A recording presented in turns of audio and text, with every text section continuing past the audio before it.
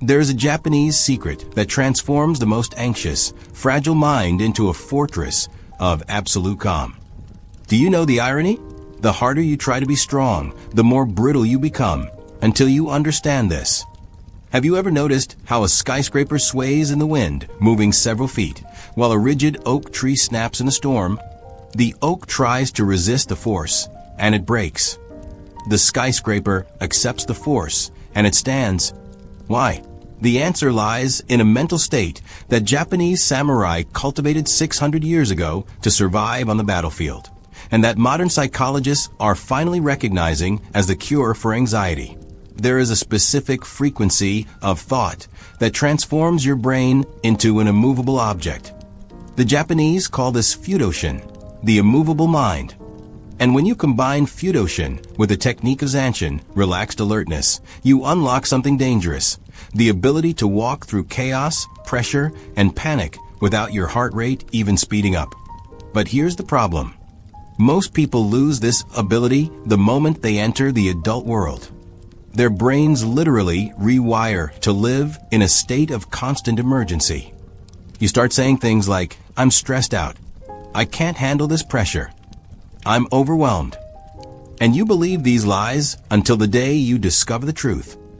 Before I tell you the story of how a man on the verge of a mental breakdown discovered this secret and became unrecognizable to his peers, I invite you to subscribe to the channel, leave a like below, and comment. What is the one situation that always breaks your focus and makes you anxious? This helps me a lot to understand you better and bring you even better content. Now back to the video. Chapter 1. The Man Who Was Cracking. Thomas was 35 years old, and if you saw him walking through the glass doors of his firm's headquarters in the financial district, you would see the very definition of the modern dream. He was a senior project manager at a prestigious, high-stakes architecture firm, the kind of place where the lobby smells of expensive espresso and intimidation. On paper, his life was a meticulously drafted blueprint of success. He wore tailored charcoal suits that fit perfectly across his shoulders. He drove a silver German sedan that smelled of leather and success. He managed budgets in the tens of millions, overseeing skylines that would define the city for decades. He was the fixer. The guy who arrived at 8 a.m. sharp, coffee in hand, already 3 calls deep into the day's crises. He left at 8 p.m., tie loosened, but still working, phone glued to his ear, putting out fires, soothing angry contractors, and navigating the egos of billionaire clients. To the junior associates, he was an idol. To his bosses, he was a machine. But Thomas carried a weight that no one saw, a silent, crushing gravity that pulled at his bones. There was a high-pitched frequency of panic that vibrated behind his eyes every single waking minute. It wasn't just stress. It was a physical sensation, like a tuning fork struck inside his skull that never stopped ringing.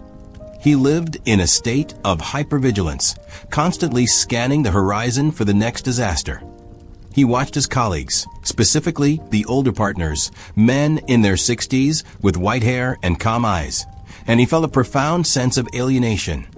He saw them float through crises that would send him spiraling. When a client screamed on the phone, threatening to pull a contract, the partners remained terrifyingly calm, their heart rates seemingly unchanged. When a deadline was missed due to a supply chain failure, they were steady, pragmatic, almost bored by the chaos. Thomas would watch them from his glass-walled office and think, how do they not feel this? Are they numb? Have they just stopped caring? Or am I just weak? Is there a biological defect in me that makes me feel like the world is ending every time an email notification pings? Thomas lived in fear. It wasn't a rational fear of physical danger. It was the modern, corrosive fear of social and professional annihilation. He was terrified of the specific ding of his Outlook inbox. That sound triggered a spike of adrenaline, so sharp it made his hands tremble. He was terrified of being called into a meeting unprepared, of being asked a question about a structural load or a zoning permit that he couldn't immediately answer. He lived with the constant, gnawing certainty that he was an imposter. He was convinced that one day the curtain would fall. Everyone, his boss, his team, his wife, would realize he was just a fraud pretending to be a leader, a scared child wearing a man suit. He wanted so desperately to be confident.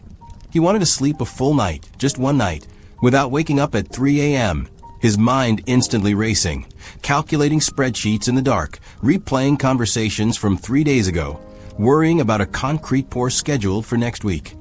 He wanted to sit at dinner with his wife, Elena, and actually be there instead of staring through her, mentally rehearsing the arguments he might have to have with the city council tomorrow. But every time he tried to relax, every time he tried to take a deep breath or leave work early, a voice inside his head screamed louder. It was a cruel, relentless voice. "If you stop worrying, everything will fall apart," it whispered. "Your anxiety is the only thing keeping you safe. You have to be on edge. If you relax, you'll miss a detail. The building will collapse. You will be fired. You will be destitute." And he believed it. He believed it because society and corporate culture had hammered it into his head for a decade. We are taught that stress is a badge of honor. We are told that if you aren't stressed, you aren't working hard enough. If you aren't suffering, you don't care. So Thomas was living on a diet of pure cortisol. His bloodstream was a toxic cocktail of caffeine and adrenaline. Coffee to wake up, anxiety to perform, work to distract, wine to numb the noise so he could pass out, only to repeat it all 6 hours later. Weekends weren't for rest, they were for recovery. He spent Saturdays staring at the ceiling, too exhausted to move, dreading the inevitable arrival of Monday. There was no peace. There was no mental clarity. There was just a slow, grinding friction, wearing him down gear by gear, moving him inch by inch toward an inevitable, catastrophic fracture. Chapter 2. The day the dam broke. It was a Thursday late in October. The sky outside was a relentless, oppressive gray. It was the most important day of the fiscal year. Thomas was leading the final presentation for the monolithic Vertex project, a massive urban development that would reshape the waterfront. This was his baby. 6 months of 80-hour weeks. 20 people on his team relying on him. Millions of dollars in design fees on the line, and hundreds of millions in construction potential. Thomas stood at the front of the main conference room. It was a fishbowl of a room, walls made of floor-to-ceiling glass, the air conditioning humming with a sterile, cold silence. The long mahogany table was populated by the sharks, the institutional investors, the city planners, and the senior partners of his own firm. Thomas had prepared everything. He had memorized the numbers down to the decimal point.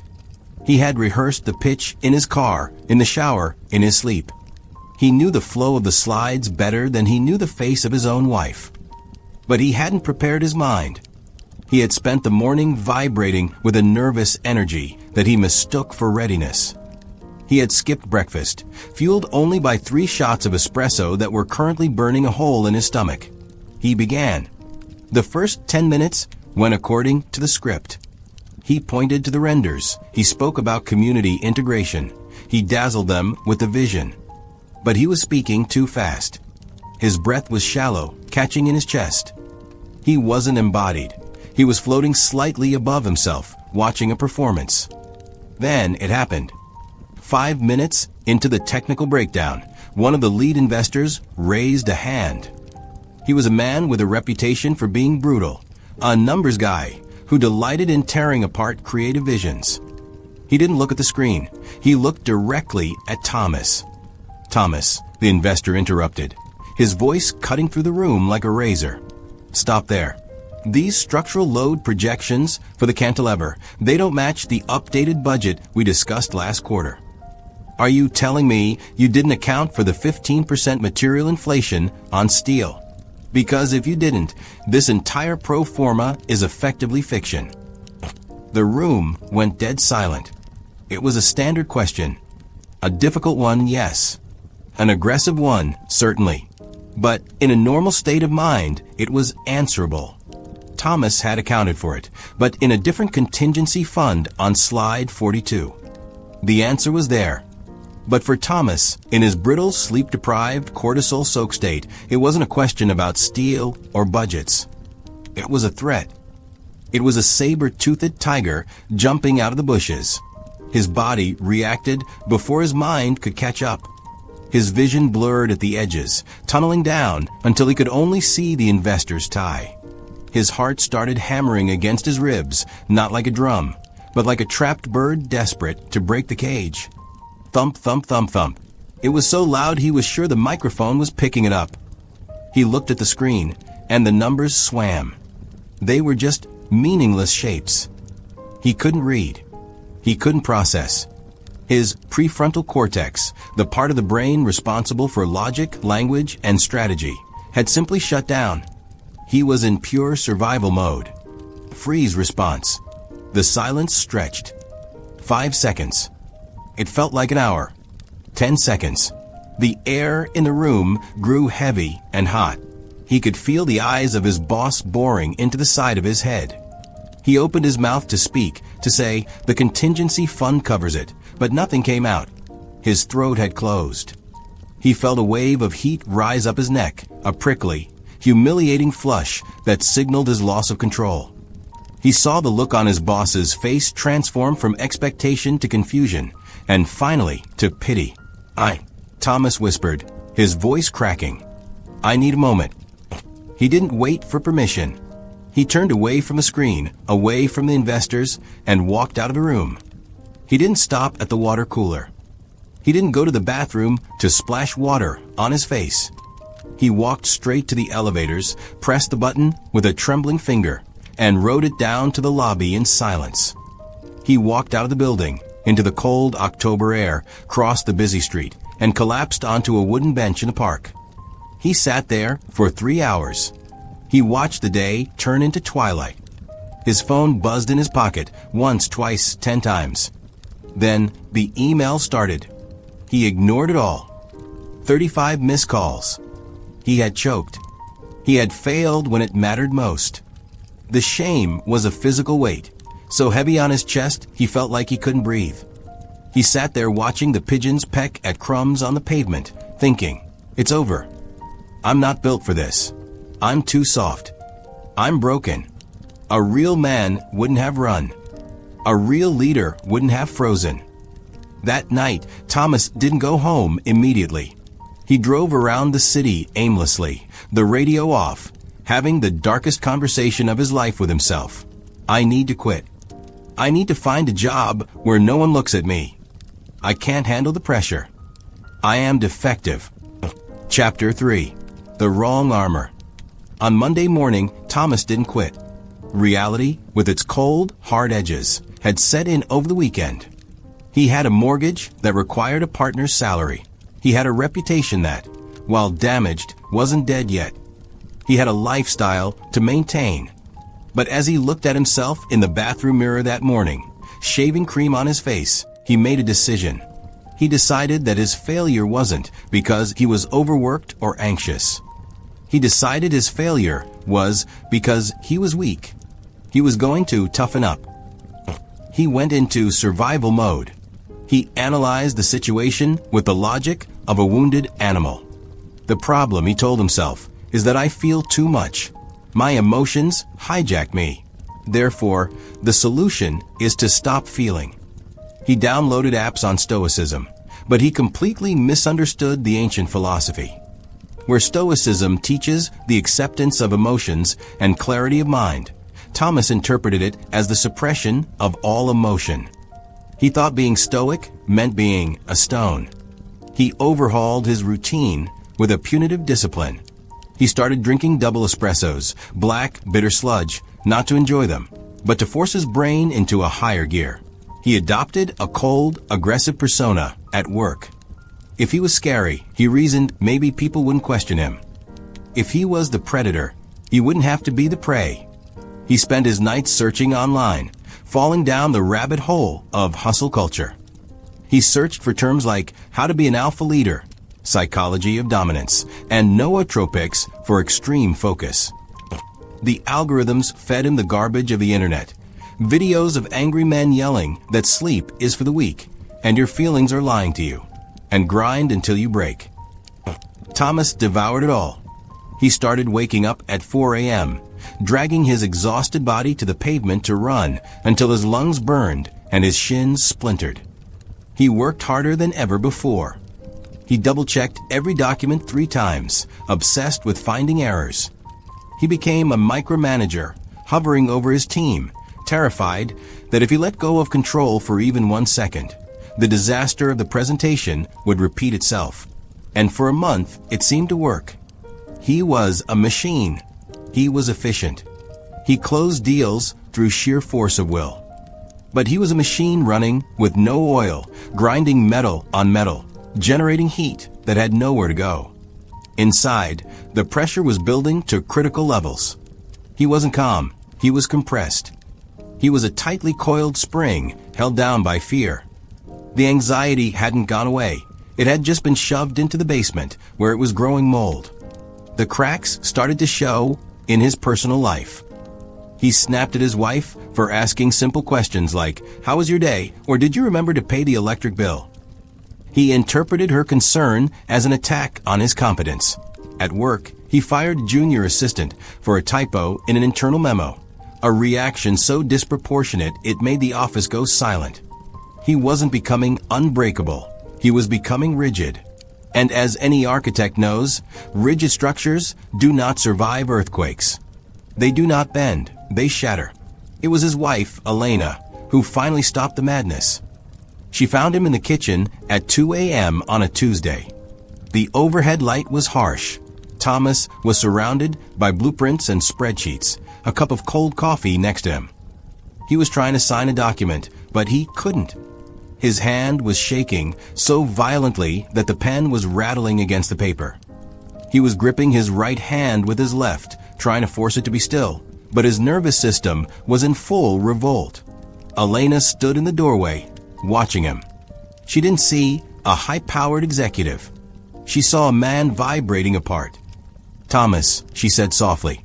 He jumped, snapping his head up, his eyes wide and bloodshot, wild with lack of sleep. "I'm working," he snapped, his voice hoarse. "I have to finish this." "You're not working," she said, walking over to him and gently taking the pen from his shaking hand. "You're drowning." "I'm handling it. I'm building resilience." No," she cut him off, her voice firm but filled with a heartbreaking sadness. "You think you're being strong, but you're just terrified. This isn't resilience, Thomas. This isn't sustainability. This is suicide in slow motion. You are killing the man I married to save a job that doesn't care if you die." Thomas looked at her. For the first time in a month, the mask slipped.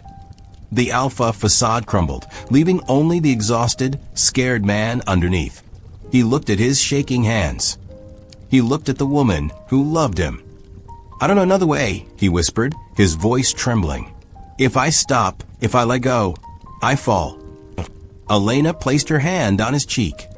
"Then fall," she said, "but learn how to land." Chapter 4. Fudoshin. The Discovery. The next day, Thomas took a sick day. He wandered into an old part of the city, looking for a quiet place to think. He ended up in a small, dusty bookstore. He wasn't looking for business books anymore. He was looking for peace. He pulled a thin, worn book from a shelf. The title was The Life-Giving Sword. It was a book on Japanese martial arts philosophy. He opened it to a random page and read a sentence that froze him. "The mind must be like water. When water is struck, it moves, but it is not hurt. When the water freezes, it becomes ice. Ice is strong, but ice can be shattered. Do not be ice. Be water. This is Fudoshin." Thomas sat on the floor of the bookstore and read. The book spoke of Fudoshin, the immovable mind, but it explained that immovable didn't mean stubborn or rigid. It meant a mind that is not moved by fear, doubt, or surprise. A mind that stays centered even when the world spins. It introduced a second concept, Zanshin. Zanshin is often translated as follow-through, but its literal meaning is the remaining mind. In archery, Zanshin is the state of total awareness after the arrow is released. You don't celebrate. You don't look away. You remain alert, connected, and present. The book explained, most men fail because their mind is either in the past, regret, or the future, anxiety. The mind that resides in the present, fully alert but relaxed, cannot be broken because there is no fear in the present moment. Fear only exists in the future. Thomas realized his mistake. He had been trying to build a wall against the stress. But the Japanese masters didn't build walls. They built a center of gravity so deep that nothing could knock them over.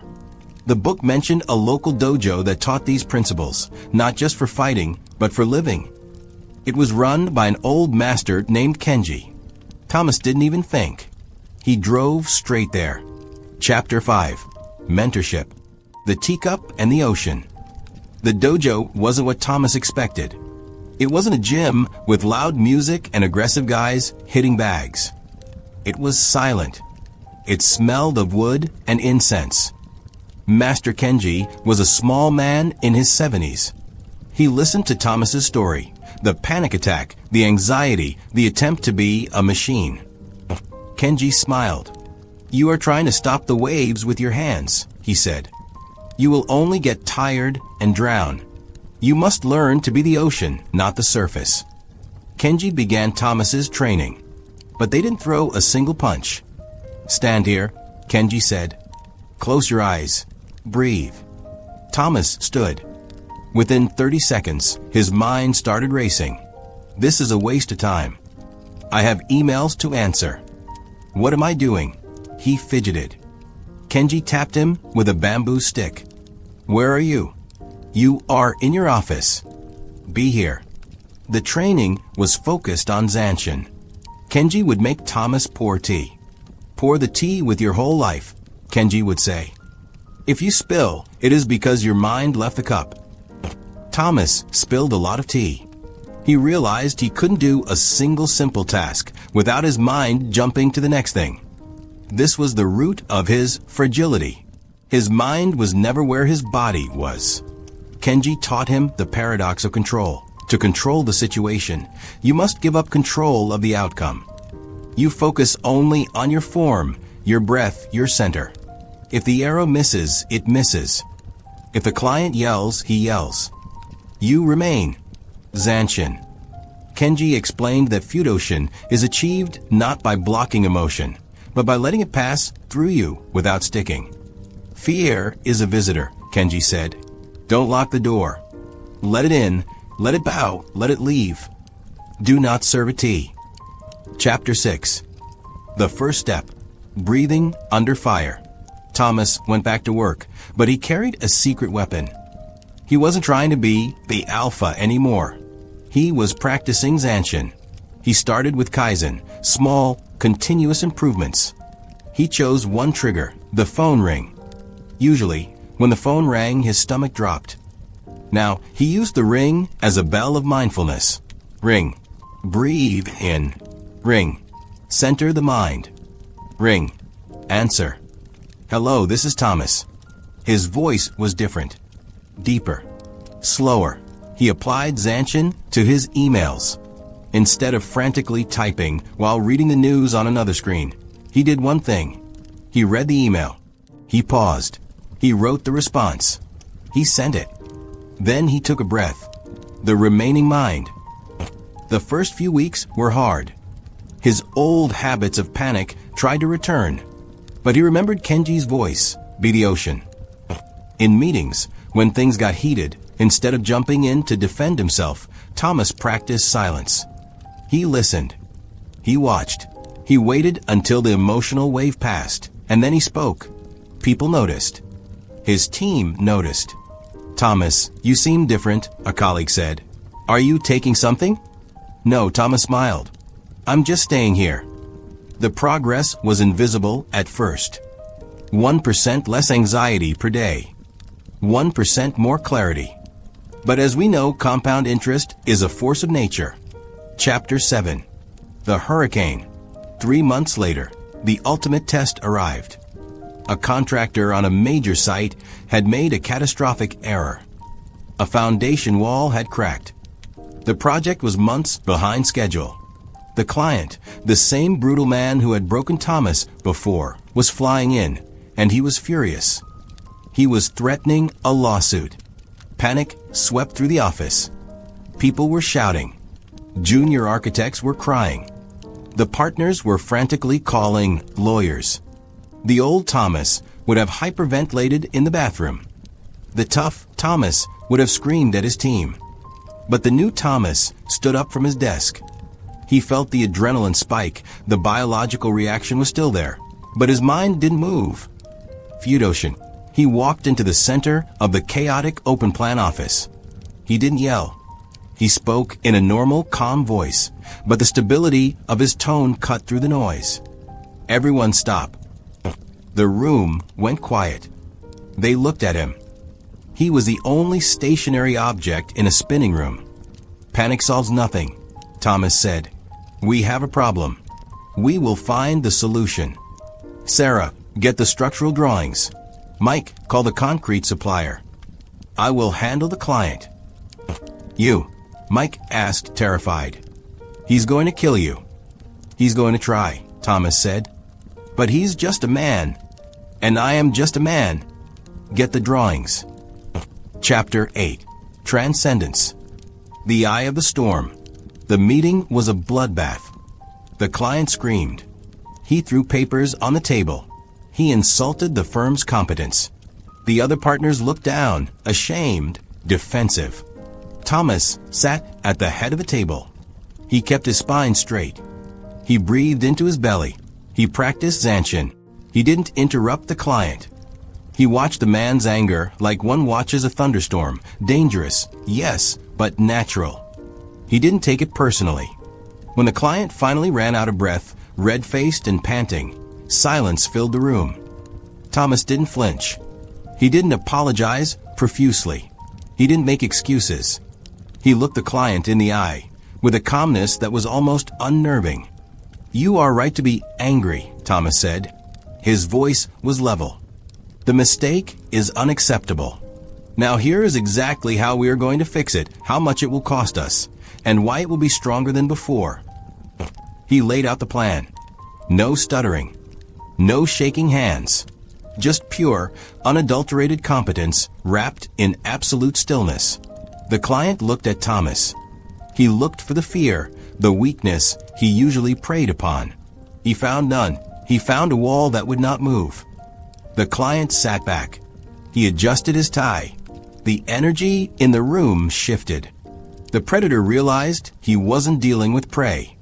Fine, the client grunted. Fix it. You have 2 weeks. When Thomas walked out of that meeting, he didn't collapse on a bench. He didn't need to decompress. He went back to his desk, poured a cup of coffee, and got to work. He had entered transcendence. The technique was no longer a technique. He wasn't trying to be calm. He was calm. The science of unbreakability. What Thomas discovered isn't just ancient mysticism. Modern neuroscience backs this up completely. When you panic, your amygdala, the lizard brain, hijacks your system. It shuts down your prefrontal cortex, the part responsible for logic and strategy. This is why you choke. But people with high resilience, like elite soldiers or Zen masters, have trained a different pathway. They activate the vagus nerve. By maintaining Zanshin, focused rhythmic attention, you send a signal to your body that you are safe, even when you are under fire. You keep the prefrontal cortex online. You can think while others just react. Dr. Andrew Huberman and other neuroscientists call this high-state control. It's the ability to dissociate your internal state from the external environment. The Japanese call it MUSHIN, no mind. Not an empty mind, but a mind that doesn't get stuck. A mind that flows. There is a paradox here that is hard to accept. To become unbreakable, you must stop trying to be hard. Hard things shatter. You must become soft, fluid, observant. You must give up the illusion that you can control the world and accept the only thing you can control, the space between your ears. So, let me ask you the important question. Where are you right now? Are you the Thomas of Chapter 1, Vibrating with anxiety? Terrified of the next email? Are you trying to armor yourself with fake toughness? Or are you willing to try the way of the water? You don't need to move to a mountain or find a master like Kenji. You can start right now. The next time the pressure hits, the next time the crisis comes, don't fight it. Stop. Breathe. Find your center. Practice Zanshin. Be the eye of the storm. Let's summarize everything we've covered. Fudoshin, the immovable mind. Not rigid, but centered. Zanshin, the remaining mind. Sustained, relaxed alertness. MUSHIN, flow, acting without hesitation or doubt. KAIZEN, 1% more stillness every day. This is the Zen secret to mental armor. It is not about winning every battle. It is about never losing yourself in the fight. If this video changed your perspective on stress and anxiety, I invite you again to subscribe to the channel and activate the notification bell. And tell me in the comments, what is the biggest source of stress in your life right now? Let's discuss how to apply Fudoshin to it. I also invite you to watch this video that's currently appearing on your screen. Perhaps you'll learn things that can help you even more. Remember, the storm inevitably passes. The mountain remains. Be the mountain. If you've watched this far, thank you very much for your attention. Until the next video.